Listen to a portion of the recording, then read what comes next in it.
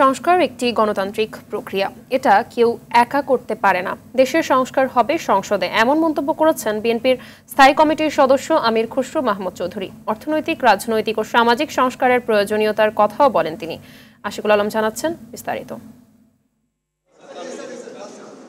রাজধানীর শাহবাগে পিজি হাসপাতালে জুলাই আগস্টে গণঅভ্যুত্থানে আহতদের মাঝে আর্থিক অনুদান ও আলোচনা সভার আয়োজন করে ডক্টরস অ্যাসোসিয়েশন অব বাংলাদেশ ড্যাব।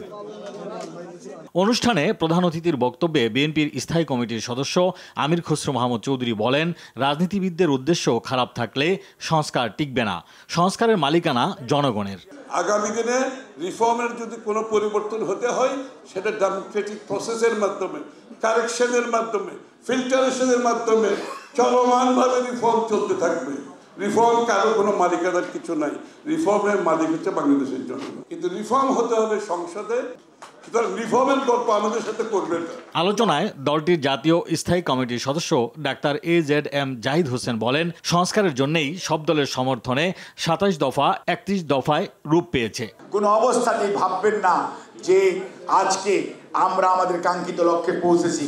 আমাদের বক্তব্য জনগণের মালিকানা, জনগণের কাছে ফেরত দেওয়ার আগ পর্যন্ত ঘরে ফেরার সময় নাই। আশিকুল আলম, RTV, ঢাকা।